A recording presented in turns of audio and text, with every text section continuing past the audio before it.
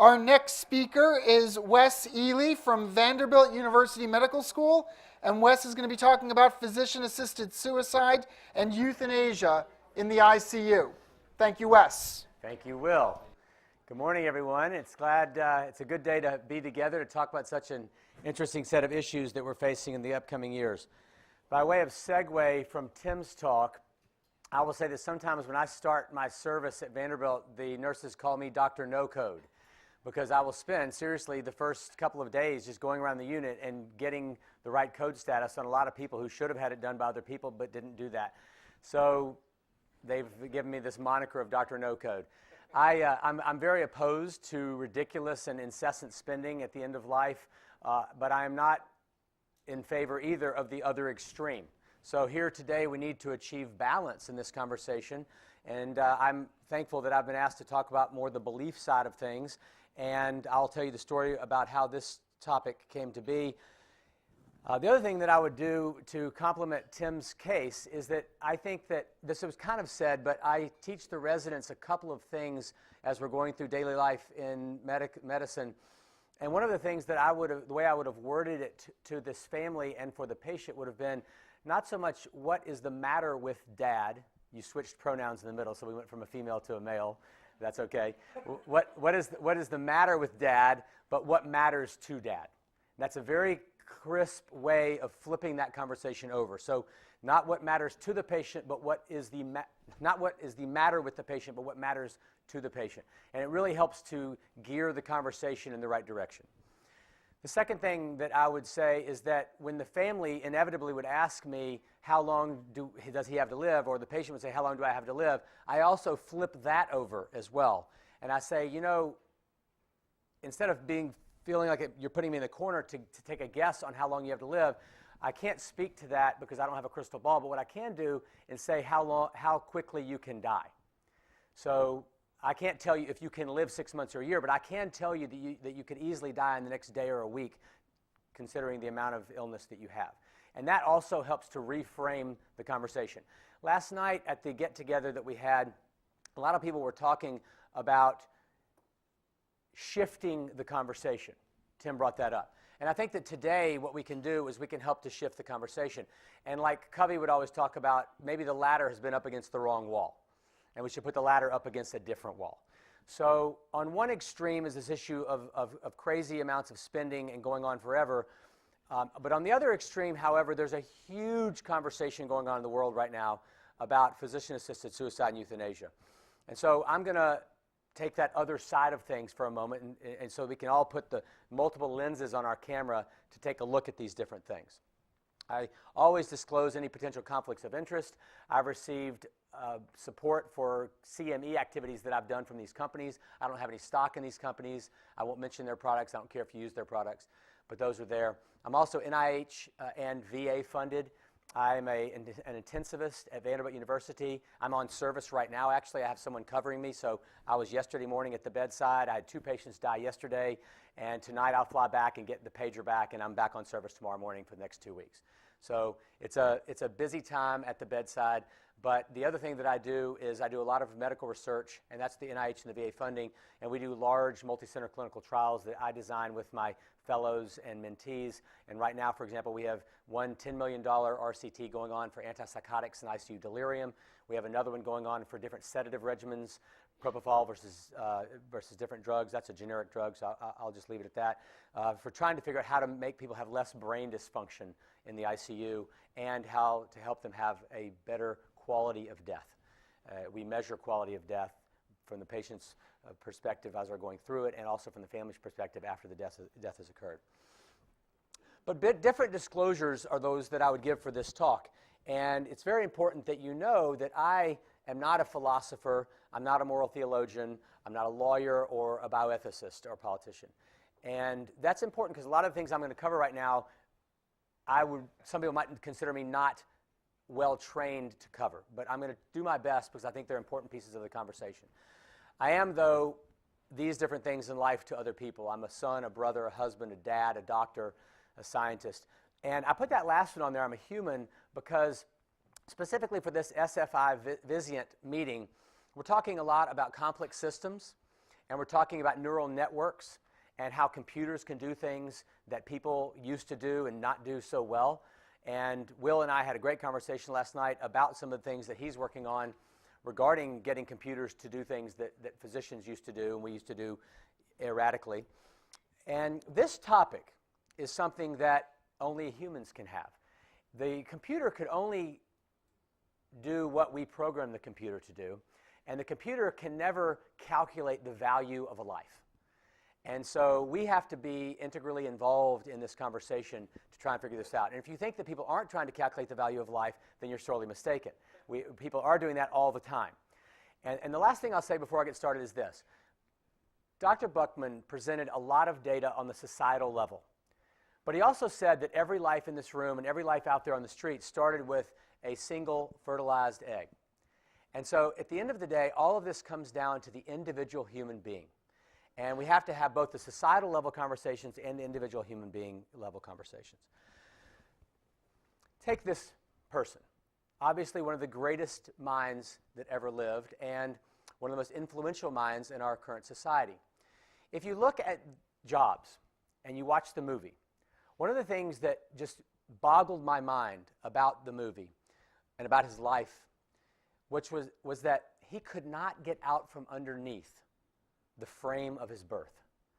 It was a constant thread throughout the entire movie. Go back and watch it.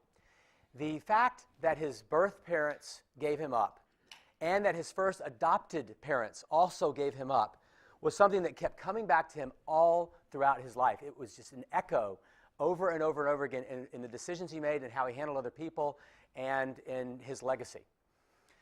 So outside of that, though, picture frame, and think frame picture on your desk in a study, things that you put up there that magnify or represent your life, the second most important picture frame for us in our life is our death.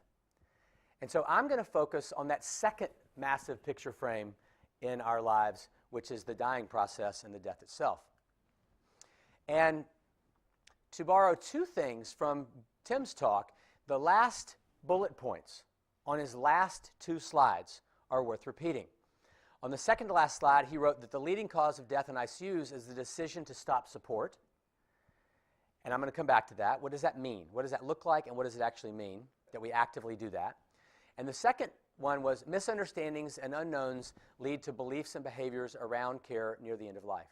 And so this is what I've been asked to speak on, our beliefs. And I'm going to point out some things that, and a take-home of my talk is going to be that society in many ways right now is tricking itself on this specific topic of PAS&E, physician-assisted suicide and euthanasia. So what I'm going to try and do for you is lay out to you the facts of what is actually happening, put them, undergird those facts and put them against the backdrop of philosophy. I am not going to enter into religion. Not because I'm not afraid to do that. I'm totally open to doing that, and in the Q&A, I'm happy to do that. I will tell you that I'm a Catholic, and I'm a very, very active practicing Catholic. That will not enter into this conversation. And I'm deliberately doing that on purpose because I think we have to be able to have this conversation in a way that doesn't close people's minds and ears. And so if I was giving this talk to an absolutely secular audience filled with and I'm sure we have all these things in the room here, religious and non-religious people. We have people in this room from all spiritual paths. We have atheists, agnostics, Jews, Hindus, Buddhists, etc. And I have the utmost respect for all of those spiritual paths. I'll show you evidence of that in my own practice in the talk. But I don't think that these conversations about whether or not euthanasia and physician-assisted suicide are right or wrong have anything to do with belief in God or a specific religious path. And so that's why from now on I won't even bring that up. And had I given this talk in another circumstance, I wouldn't have even told you that I was Catholic. But I figured this is a smaller, intimate audience, and I'm just going to go ahead and disclose those things. So how did we come to create this article, which is in your packet? And I will tell you this story. I was flying to Belgium for a meeting that Tim and I often go to, the Brussels meeting. And I arrived late and was supposed to meet a friend in a bar for a single malt, and he had about 5 or 6 other people in there. And so I just had my briefcase there. His name was Jan Bakker. He's one of the authors on this paper.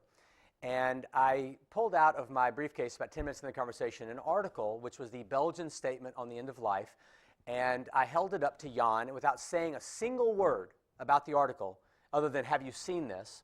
It had come out just 3 years ago.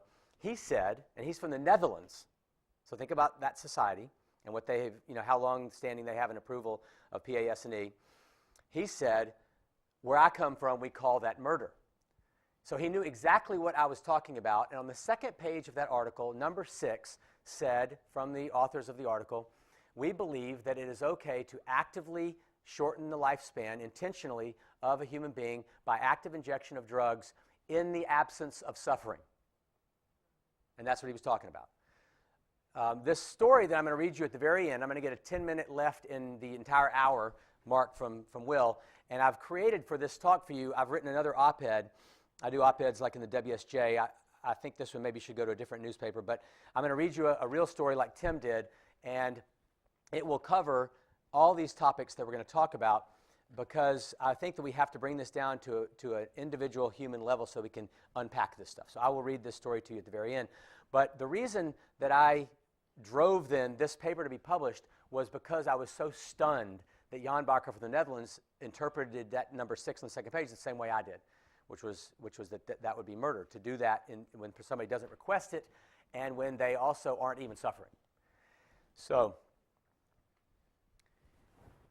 this thing that Tim said, which was the number one most common thing leading to death, I would say we're not causing the person's death by withdrawing support, but we are allowing death to occur naturally without intervening at that point. That is, withholding and withdrawing life support is not euthanasia, nor is it physician-assisted suicide. In fact, it is appropriate, and we should reject life-prolonging procedures that are insufficiently beneficial or excessively burdensome. Notice that I highlighted the words "in the eyes of the patient." It is not, I am not the one at the bedside to judge for the patient that something is excessively burdensome or disproportionate. That is, should be up to the patient. Now, on the one extreme, you might say, well, what if the patient says that they want something that is, absurd? If I have a cold and they ask me for chemotherapy, I'm not going to give you chemotherapy if you have a cold. Well, that's not even indicated. So I'm talking about things that might otherwise be considered to be indicated. The truth is that to forego those extraordinary and disproportionate things is not suicide. It is the acceptance of the human condition in the face of death. So let's make sure that we don't get confused in this room today in that discussion. And I told you already that I'm sometimes called Dr. No Code because I am super against the use of life support when it's not going to when it's just prolonging death and not prolonging the life in a meaningful manner. Wanted to get those out of the way. Now, the other thing we have to do is we have to make sure that we understand what the differences are between PAS&E, and these both fall underneath the umbrella of PAD. So that could be all confusing in word salad, so let's get that out of the way. Physician-assisted death means a doctor is involved in the active process of the patient's death. PAD. Underneath that, there are 2 ways that has been legalized in different parts of the world. Physician-assisted suicide is if I write you a prescription and you go to a pharmacy and get those drugs and you have it at the house and you can choose to use it when you want. The vast majority of those prescriptions never get used. 7 states in the United States have physician-assisted suicide approved, and no place in the United States has euthanasia approved. Euthanasia is when you schedule with me to come into my office and I inject you and kill you. Those are always carried out. Well, when those are scheduled, you come to my office, you're going to die that day.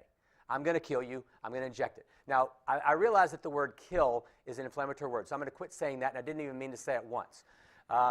It's too politically charged. Literally, it's true, but I'm not entering this conversation with that level of emotion, so I shouldn't have said that word. I should have said that I will come in and we will actively choose to end your life with an injection. And so the big difference is that one is scheduled and one is not.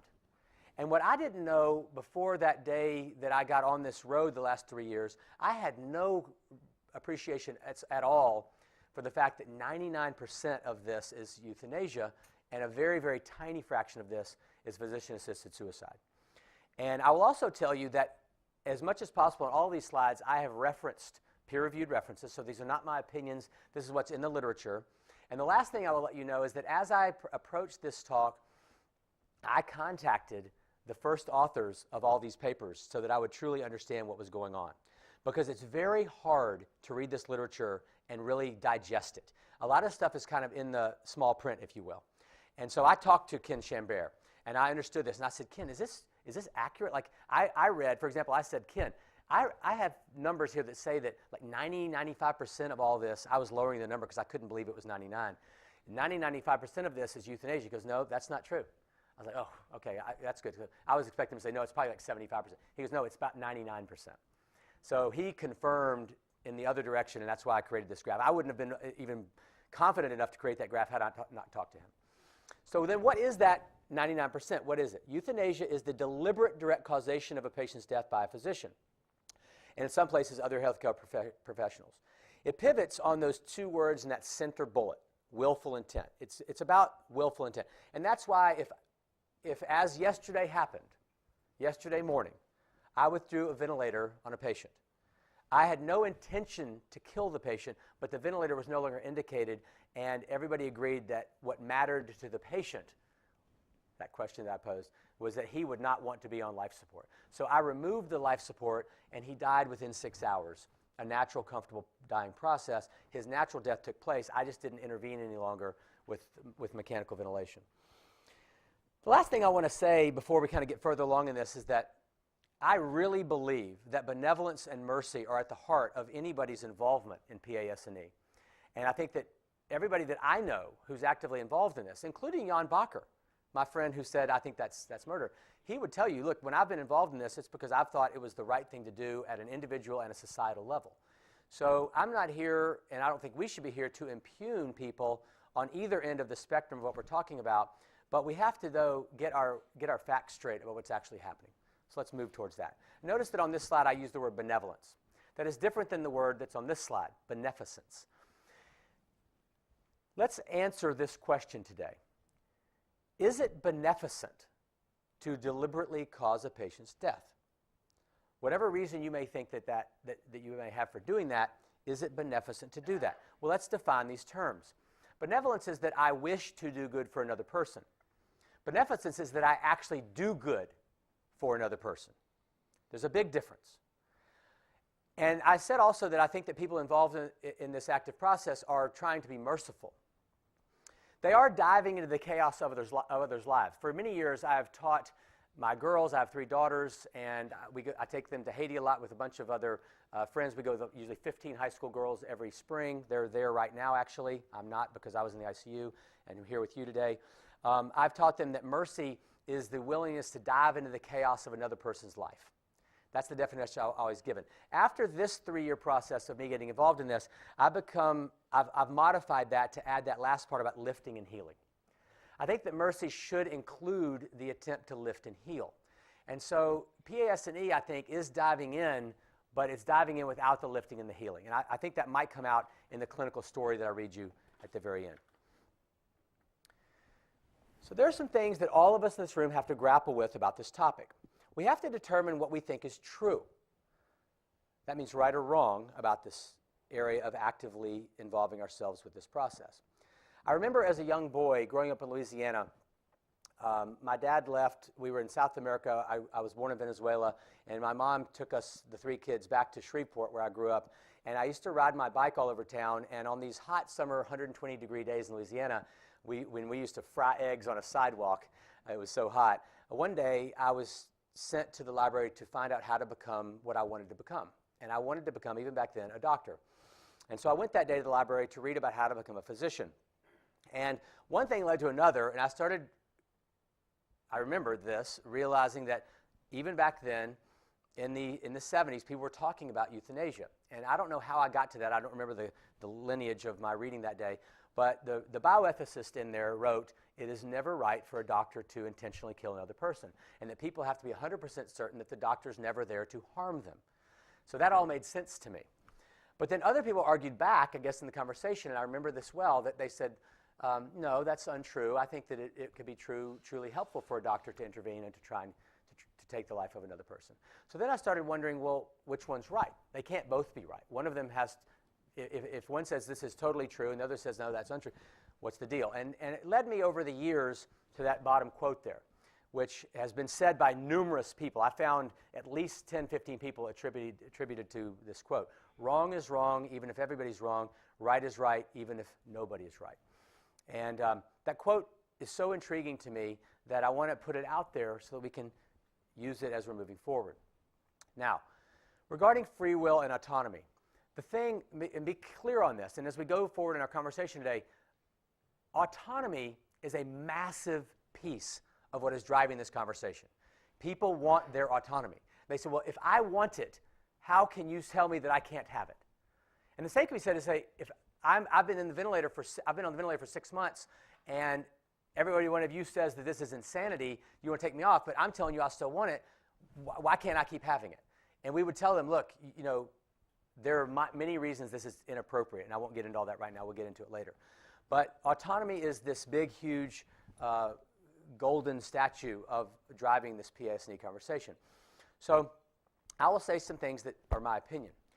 It is absolutely a right of the person to decide what is extraordinary and disproportionate, even with regard to dollars, but I'm using this on the extreme that I think most people in this room would agree with, meaning that if I, as a doctor, think that I should keep doing something to you, and you say, Doc, you're wasting my entire inheritance that I've worked my whole life to work towards, I want my daughters to have that, and I think that any more care here is disproportionate in my circumstances, therefore I'm going to forego medicine, what you said, allow them to cash out.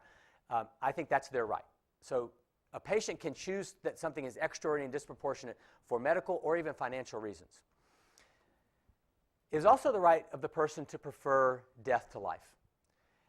That is true. And the only person who can determine what is unbearable suffering is the person themselves. I can't tell you what's unbearable suffering to you. And the last thing, even though you might not want to hear this, is that life is something that we did not earn or grant to ourselves. So in that sense, it's a gift. And we all know we can give gifts back, right? You give gifts. I bet if I asked you who has kids in this room, there's lots of gifts that you've tried to give your kid that your kid said, sorry, I don't want it, right? I don't want it. My daughter just finished living 6 months in a teepee in North Dakota at Standing Rock.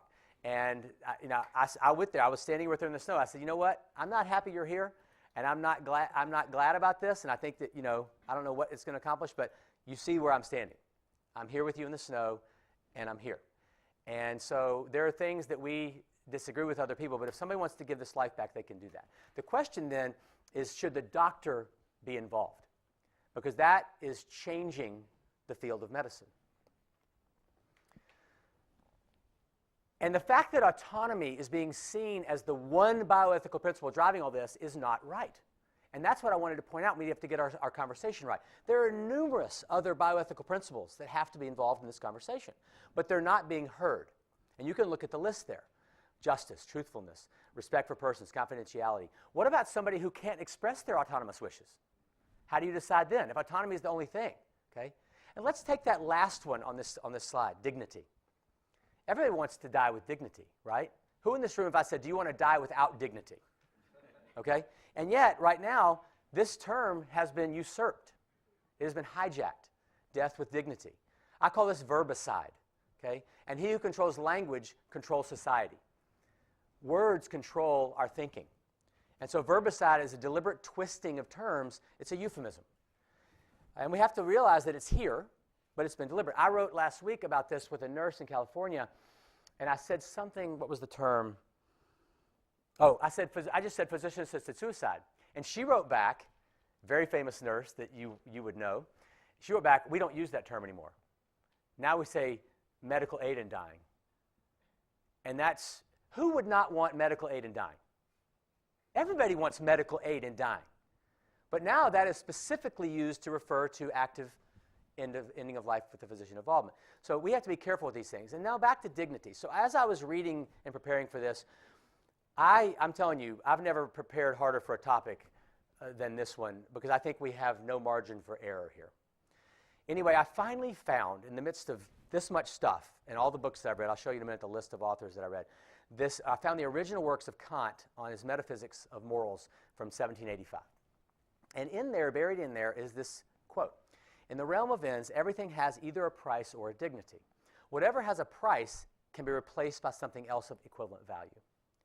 Whatever is above all price, that is, admits no equivalence, has dignity. Wow, that's it. That's what I've been looking for. That's the whole issue. The value of life is above all price. There's no equivalence. So if that's true, then life has dignity according to this philosophical principle as written by Kant. Dignity must be respected and not eliminated. If you eliminate the life, you're eliminating the dignity, actively doing that. So this is something I thought was a very interesting philosophical way of going. Then I started reading Pellegrino, one of the greatest bioethicists of the 20th century. And Pellegrino wrote about this physician-patient covenant and this relationship. He said it's a reciprocal relationship. And if the two are in conflict, the patient's wishes do not automatically trump the physician's wishes. I've seen people say, you know what, if the doctor won't participate, they should get out of medicine. No, that's not true. That's not accurate. The doctor can have an objective, conscientious objection. And we have to figure out as a society how to deal with doctors who do have that right of conscientious objection. In fact, in the paper that's in your packet that we wrote in Critical Care Medicine, which Tim Buckman was the editor for, the only unifying principle across all of the authors, and the author list which I gathered was deliberately people on all spectrums of the issue, the only thing that we all agreed on was that conscientious objection has to be upheld, no matter what. And so I think that that's a very important principle. Now, it is not just bioethicists who have written about this covenant. In JAMA, in 1995, there was this paper on the physician covenant. It said medicine at its center is a moral enterprise grounded in a covenant of trust. Today, this covenant of trust is threatened from within. And the reason that it's threatened is because the cornerstone of the public is that they have 100% certainty that a doctor would never be willing to hurt them. But the truth is, and I'm going to show you data to say that the patients can no longer assume that. Because in many places in the world, the doctors are unilaterally choosing to take the life of the patient, even without the patient choosing that. And I'll show you data on that. So let's go back to this graph of 99%. Chambert told me, yes, 99% of this is euthanasia, but that's of the legally approved physician-assisted deaths. But what I didn't know, and this is what I couldn't make out and why I called him, was that in his New England Journal paper, he has this graph. And let me lay this out for you. Underneath the title there, you can see that this is about PAD in a region of Belgium called Flanders. He tracked 61,621 deaths, to the point that we know what happened for each of these deaths. Of those deaths, 4.6% were legally approved euthanasia, 0.05% was physician-assisted suicide, and 1,000 of those deaths was an intentional killing by the doctor of the patient without the request or the permission of the patient. Documented in the New England Journal. I was like, I said, what? I had no idea that this was documented like this in the New England Journal. And it's buried in this table. So if I hadn't called Ken, I really would have thought there was some sort of typo. But this is what's happening. But it goes way beyond that. So the truth is that we can already augment this graph to look like this. Yeah, go ahead, 5. Involuntary euthanasia is a much larger portion of this than we had thought. Now, I want to provide you with some answers. Some answers are that one of the main answers I derived was from doing all this reading. Everybody on the left is passed away. Everybody on the right is alive. Those are the people that I read, living and dying folks. I learned a lot. Nietzsche, out of all these people, became my greatest teacher. And it was great because I didn't suspect that. I found Nietzsche's teachings buried in Viktor Frankl's Man's Search for Meaning. Frankl, a physician, was somebody I had a particular interest in reading. And I came to this book because my daughter, who's at Emory, said, Dad, you've got to read it. I don't know how I escaped it. Millions of people, and I'm sure most of you in this room, have read this book. But in that book, 4 times, he uses this Nietzsche quote, which is from Nietzsche's Twilight of the Idols, 1889, 50 years prior to his time in Auschwitz. Frankl is an Auschwitz survivor. He died a few years ago, but he went into Auschwitz as a physician and made it out. Nietzsche wrote, and Frankl used 4 times in his book, those who have a why to live can bear with almost any how.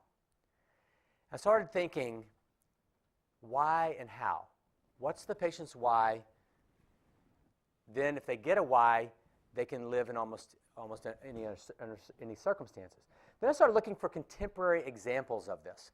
And I found these 3. And I'm giving them to you so you can go look at them yourself. I was on an airplane and I watched this movie, Gleason. Stunning movie. stunning movie about this New Orleans saint who gets ALS, and he documents everything about his dying process. Fabulous example of finding a why. The second one is this op-ed by Dalai Lama and Robert Brooks. And the third one there is this article about a famous physician in New York, Breitbart, which was published in The Atlantic. So check those out and read them. But another example is from my own life as a physician. This is my patient. I've been given permission to use the picture. And as this doctor was dying, this is a physiatrist who had practiced medicine for over 40 years. As he was dying, I said to him, what matters to you? The same question I taught you earlier. And he said, I'm not a doctor. I'm still a doctor, but I can't practice medicine anymore. I'm dying of idiopathic pulmonary fibrosis. My lungs are all scarred up. He said, but that doesn't take away my purpose in life. I still have a why. And my why is my family and the people that I love and anything I can pass on to that family. And so in so doing, I asked him about his spiritual values. He told me that his spiritual values were Buddhist, and he'd like to have his Buddhist monks. I'm in Nashville, Tennessee. I called his Buddhist monks who were in Alabama, and I got them up there. And so these are his monks. I could have gotten some from Nashville. He wanted his Birmingham, Alabama monks. So there they are, and I asked them if I could take this picture to remind myself to respect every person's spiritual values at the end of life. And had he said that he was an atheist and didn't want to talk about God, I would have said, thank you, that's why I asked, and I'm going to put that in your chart, and we won't approach that with you anymore, whatever it is that the patient's requesting. So since I have little time, I'm going to go a little faster because I have to get some data on the table for you. Okay? So I would have addressed palliative care. I would have said that care is never futile, even when cure is futile. That's a Stephen Covey thing. Put the ladder up against the wall of care and not cure. Famous physicians like this guy who got stuck on a railroad track one night and got electrocuted. B.J. Miller, many people know about the Zen Hospice Project. This has been written up in the New York Times multiple times. And I pose this question, and this brings me to the last section of the talk. What are we doing to heal patients when we can't cure them? Mind, body, and spirit. And I'd pose to you that we're not doing enough on the first and the third of those, the mind and the spirit. Okay? And that is driving this accelerating societal endorsement of euthanasia. Look at these facts. In Belgium, there has been a 41% increase in euthanasia in just the past 4 years. 1 in 20 of every death that occurs in that country is euthanasia, and that's rapidly rising. It used to be all malignancy, but now 1 in 3 is something other than malignancy. In fact, 1 in 5 are not even expected to die in the near future. These are just people saying, basically, I'm done. And many of the people have psychiatric diseases which aren't being appropriately evaluated. In Canada, which just got approved 2 years ago, there's already a 3 times higher than projected rate of this active approach to death, with 8% not compliant with getting a second opinion. So decision-making capacity isn't appropriately evaluated. In people who are psychiatrically ill, look at the last bullet there. 1 in 3 had been refused earlier, but eventually get to it. You can shop until you get it, basically. If you want it, you're going to get it. Enough people will allow you. Now there's this completed life euthanasia. People are just saying, look, I'm done. I've had a good life. I'm out. And that's been approved. Now look at the bottom. They say, oh, don't worry. We're going to do this with strict and rigorous criteria. That's not going to happen. Nothing has been, there's no evidence to say that any of this stays within strict and rigorous criteria. We have to address this issue that if the big, the God in the room is the autonomy, what happens when the autonomy is eroded in the way that I'm going to show you on this in the next slide? This man wrote about his own dying process. This is a New York Times op-ed. He said, you can't truly conceive of the many subtle forces, invariably well-meaning, kind-hearted, even gentle, but as persuasive as a tsunami that emerge when your physical autonomy is hopelessly compromised by a neurologic illness or something. So he's saying, look, you're not meaning to this, but everything around me is saying I'm not worth it. Like, why am I still here? What's the point? And then depression. This person was a childhood friend of mine. She said, look, when I'm mentally healthy, the thought of suicide is horrifying to me. But given enough untreated physical pain and mental suffering, my brain becomes diseased and thinks that self-destruction is the only viable option. She gets then her antidepressant. She comes out of it and says, oh, my God, what was I thinking? So these are things where autonomy is eroded. These stories are super common. This is not an unusual situation. So is directly or deliberately causing death in such a circumstance a risk worth taking? And we have to set up the rules so that the most vulnerable are protected. And that's one of the things that we have to talk about. So most physicians are opposed to this. Okay, 8 out of 10 in this Sprung paper. But here's this number 6 Belgian statement that got me started. This is the statement from the second page. Even in the absence of discomfort and suffering, we think that you can use drugs to shorten the dying process. What's really interesting is that the doctor who said that, I talked to him at a meeting 6 months later, and I said, you know, are you willing to do that? Do you actually inject people who don't ask? And he said, yes, we do that. I said, you know, if they're going to die later and I need the bed, we're going to do it now and free the bed up. This is happening. And to show you that that was not just a one-off conversation, here is a direct quote that was published by Cohen Almagar from the authors of that Belgian statement, which said, look, this whole euthanasia not asked for thing exceeds considerably the few thousand cases of euthanasia asked for that are registered in Belgium annually. Okay, so remember Chambert said that 27% was involuntary. But now we know that that red bar is not big enough. It's actually much bigger than that because there's lots and lots of deaths that are off the records. So the authors say that we're doing this to uphold beneficence and maleficence. But the wishes of the patients aren't known. So if the wishes of the patients aren't known, the decision as to whose lives are no longer worth living is in the hands of doctors who are choosing this illegal euthanasia. In fact, when I got the edits to this story, one of my friends said to me, Wes, why were you discussing euthanasia with a patient? It's illegal. I said, that's irrelevant. It's not to me about is it legal or not, because then everything rests on what the courts decide. It really rests on beneficence. And dollars will be a driving factor in this. And we have to realize, too, that the suicide affects others. One of you in this room said to me last night, well, I'm in a state where this isn't legal, so I'm not thinking about it. I'm like, yeah, but in 7 states it is, and we're connected. We're all connected. That can never be borne out more clearly than the issue of suicide. It used to be thought that every suicide affects 6 other people. Turns out that number was just made up on the spot by a suicide expert when he was asked how many people does it affect. No data. Now, we have data from Cyril from Kentucky. I contacted her and talked to her about this in depth. Her data say that it affects, on average, 135 other people. So don't think that we're disconnected from this. We're totally connected. And in fact, there are people writing right now that euthanasia in Canada could reduce the annual spending on health care by 35 to 139 million and only cost us 2 to 15 to implement. So why this is going to be greatly cost savings for us. Let's get going. So here's my wind down. If this is the perfect path to beneficence, just say whatever you think that is, meaning doing good, not wanting to do good, but actually doing good. I think that along the way, our actual path is off track. And I think that in the past 5 to 10 years, it's done something more like this. So what can we do in this room to discuss the issue of getting that arrow back towards the perfect blueprint? First, Theodore Parker, then MLK, and then Obama said, the arc of history is long, but it bends towards justice. Obama also added in his famous 2013 speech, though, we have the duty to provide hope for the poor, the sick, the marginalized, and the victims of prejudice. The rules that we set up are being driven by, and this is another thing I haven't said today, so I'm going to tell you, I talked to dozens of people in favor of PAS&E, and they tell me that what is driving it is not fear of pain, necessarily. It's not pain. What it is mostly are highly educated and wealthy, outspoken people who want their way and who think they have a lot of control in life. But the people who you're not hearing from are the people who don't have the education, don't have the money, don't have the voice, and that's who is going to be vulnerable to the rules we set up. So we have to look out, we who are educated, have money, and have the voice, have to be careful to look out for those people who don't. And that is the people in that second quote.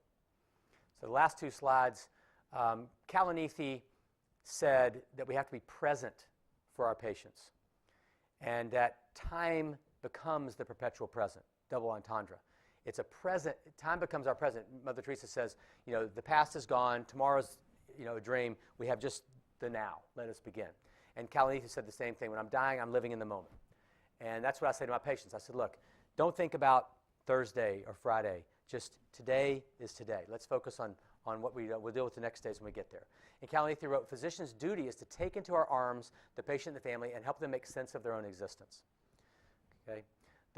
Every year I go to Manresa on the Mississippi. It's a place where we have a 4-day silent retreat.